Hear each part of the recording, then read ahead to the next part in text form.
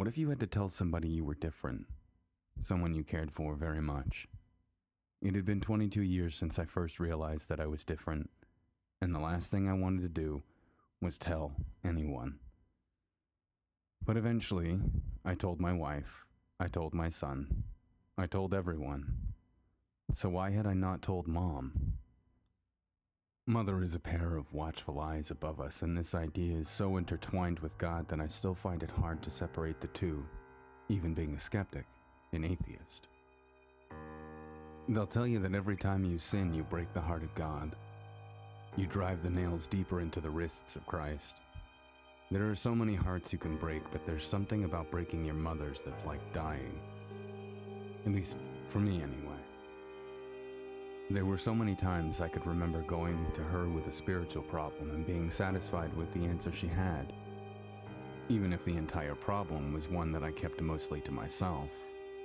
Not a problem of faith, but a problem of diversity. The kind that wasn't readily as accepted as it is now. So why should it be so hard to tell her now? I had planned to the same day that I told her I no longer believed in God. I wanted so badly to tell her that one thing was more important than the other, and that the two had nothing to do with each other. And that I'm still your son. I'm the same person as before, just less fearful and tearful, less likely to repeat the mistakes I had before. You see, I got married and had kids because I wanted to please God, and by the way, I don't believe in God anymore. Of course, that would have been all wrong. So yeah, I'm a gay atheist. No. It came out much differently than I thought it would. I left half of it out because there were so many tears. She reminded me of her experiences of God and how you can be utterly convinced of Him. I'm a miracle, she said, and I remembered the story. There was once a horrific accident in which most, if not all of her bones had been broken. One that left her bedridden, where she graduated with honors from high school. One that if the forces of the universe had been slightly off on that particular day, she would not be here, and subsequently neither would I, or my child. I love you, and I'm glad you're here. That was when I considered that even my own life events, whether I considered them to be spiritual or not, are events that made me who I am. Can I question this in her? An emphatic no resounded throughout my mind, and I left it at that. She didn't try to convince me to become a Christian again, and she didn't treat me any differently after that. But it was the heartbreak that made it so difficult to tell her all of it. What if she never wants to talk to me after that?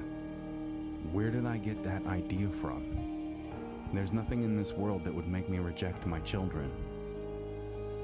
Even if there was a God, and He demanded that I reject one of them upon pain of eternal torture, I would not.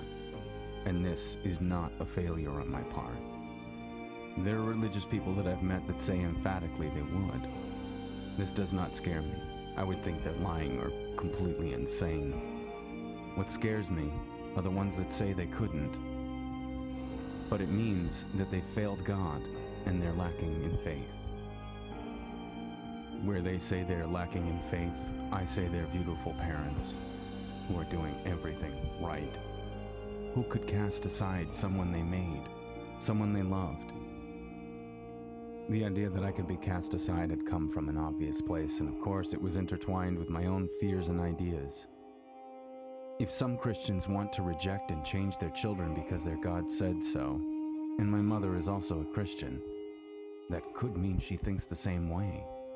But I had never asked her, and so I didn't know. And I let this idea sit in my mind uncomfortably for another year. Of course, she couldn't kick me out or send me to one of those gay camps. I'm a full-grown man with 2 children, but she could reject me, and that was my fear. I gave myself time to think. There are so many young people out there being sent away or told they have to change themselves in what are essentially prison camps for young people who have minds of their own, or worse, they're turned out completely and abandoned. What these parents have said is that they do not love their children. They do not love them fairly or unconditionally. That they are not good enough. How can they, Mothers who ate food that constructed their children's body inside their own and at risk to their own bodies say this. How could fathers who change diapers and temper fevers say this? Is that what Jesus would do? I do not think so. In fact, my mother said so when she found out. I got a Facebook message from her, asking if I was okay. Yeah, why? What's up? She writes, because I just found out that you're gay, and I was wondering if you wanted to talk about it. Why deny it now? That's just fucking silly, I think, and write back, sure, when I get home, I'll call you. Was I afraid? Sure I was, but also relieved. She was the last one that really needed to know. I also hated that she was the last one to know. Too bad I waited until I was 32, after I had gotten married, had children, and gotten divorced.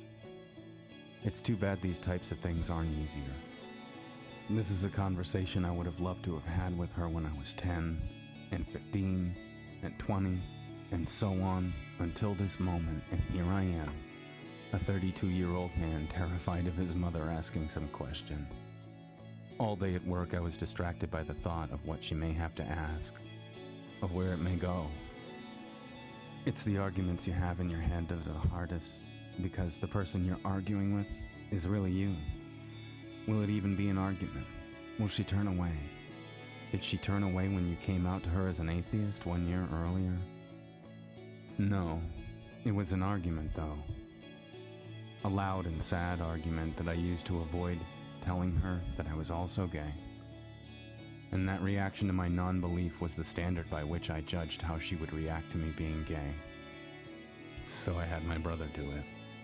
Yeah, I did. In a drunken moment, I told my brother that if he accidentally told her, it would make the transition easier. I don't remember if I meant that or not, and I've always felt cowardly about it. Either way, he'd apparently done it, and I was in a mess. But that's what I wanted. I'll be sure to thank him later, I think. I'm still too worried to be thankful. Too many assumptions and no evidence make me quite insane. My phone rang at about 8 at night, and I was a teary mess. I picked up. Hi, sweetheart. Is everything okay? And the pleasantness in her voice makes it all wash away. Yeah, I say, in a cracked voice. So what did you want to know? A few things, just a few. And the questions went as follows. They were utterly painless. Why did you get married? Was your marriage a struggle that was a lot more difficult than I thought? Have you ever fallen in love with a man? Had sex with one? Were you careful? Did you really love your wife? All of these I answered gratefully and happily, but the hardest one to answer was this. Why didn't you tell me? Because of your reaction when I told you that I was an atheist. I didn't want you to think that one had to do with the other. She says, am I so scary? I'm sorry, but Jesus told us to love. Love thy neighbor as thyself. And even if you don't believe it, you're a gift to me from him. I love everything you do and everything you are. I gave you life, and you're my baby.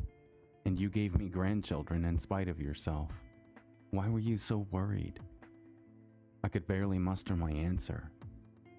Because not all Christians think like you. I worried you thought like them. I could almost see her fist on her hip as she said this. There are so many Christians in the limelight making the rest of us look bad, making us look like utter idiots. They don't speak for me. I speak for me. So why was I the last to know? Because I was afraid of losing your love. And when the words came out, I realized they were utter horse shit. I realized that she, just as I, would face beheading and stand in the path of a moving train for her kids. I'm sorry, Mom. It's all right. Call me soon. I'm tired and I need to go to bed. I love you. I love you too, I said. Good night. And hung up. I know now that there are no more darling and important creatures than the ones we make. Treat them with the respect and love they deserve. They don't deserve to have their heads messed with or told they aren't good enough.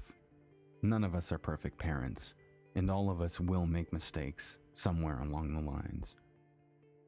But do we have to let those mistakes be the ones that are a vacuous rejection of being in love?